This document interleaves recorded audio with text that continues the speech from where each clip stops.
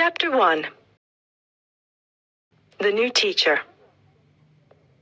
My name is Jennifer Dale. My friends call me Jenny. I'm 16 years old, and I live near Boston. My town is beautiful and very green. I live here with my parents and my dog Fred. I go to school at Jefferson High, and I want to become a journalist. In my free time, I play volleyball and I listen to heavy metal music. I want to tell you my story. It was the first day of high school. I was excited. I already knew most of my classmates, but I didn't know my new teachers. I got up, ate my breakfast, and went to school. On the street, I met my friend Dana. Her house is near mine, and we always walk to school together. I hope our new teachers are men, and I hope they're handsome, Dana said. Dana loves talking about boys. Yes, I need something new and interesting in my life, I answered. We arrived at school and went into our classroom. A young man was inside. Hello, boys and girls. I'm your new science teacher. My name is Mr. Adams. I hope to work well with you this year. Dana and I looked at Mr. Adams. He was tall and thin. He had blonde hair and brown eyes. He seemed friendly. We're lucky. I think he's a very handsome teacher, Dana said to me.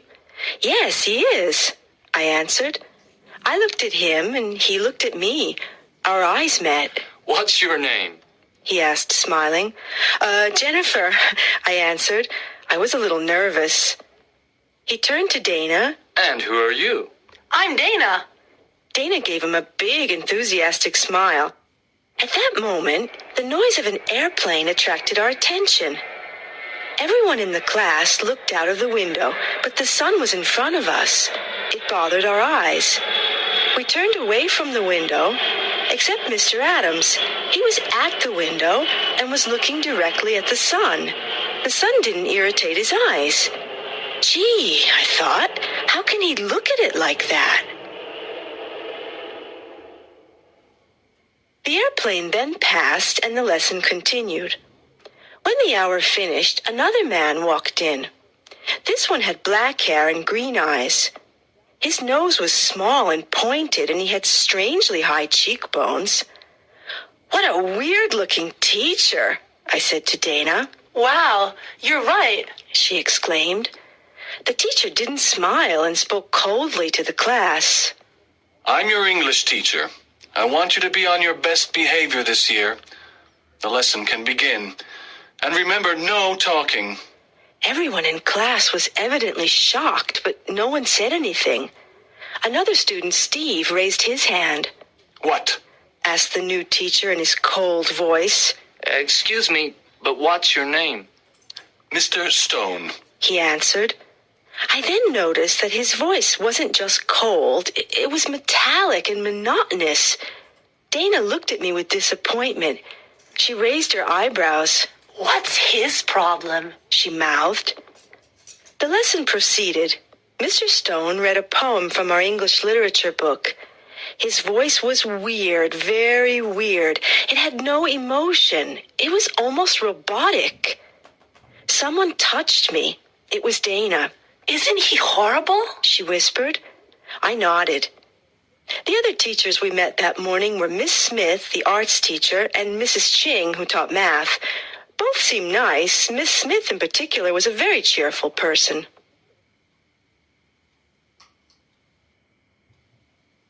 Chapter 2. Clues. I always eat lunch at school. That day I ate with Dana and Paul Miller, another friend from my class. Paul was a very intelligent boy. He was always the best in math. His parents were divorced and he lived with his father and his black cat, Apollo. He missed his mother. She lived with another man and didn't want to see Paul. His father was never at home, so Paul was very lonely. He didn't have many friends at school because he was too intellectual. He loved Apollo very much and spent a lot of time with him. What do you think about our new teachers? I asked my friends.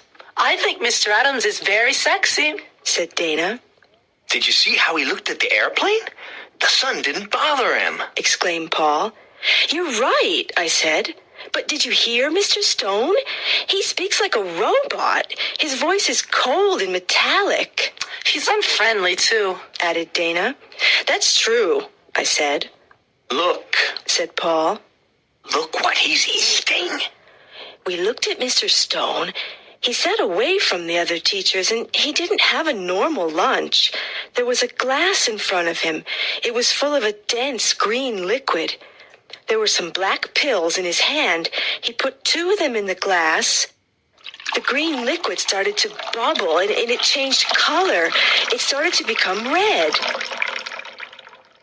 Then he took the glass and drank the mysterious red formula. I looked at Paul, and he looked at me. We were disgusted and frightened. Dana tried to be rational, Maybe it's a new diet. Maybe that's why he's so thin. she said. I didn't agree. There was something strange about Mr. Stone.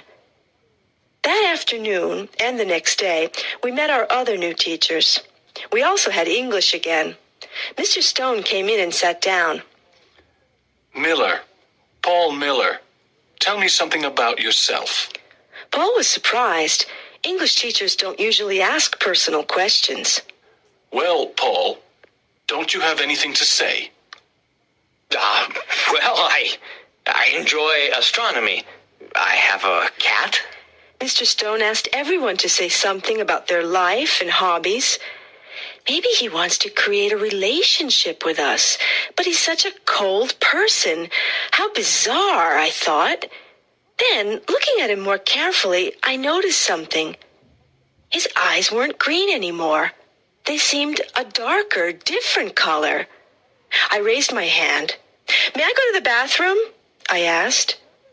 As I walked towards the door, I looked at Mr. Stone's eyes again. I was right. They were yellowish brown. They looked like amber.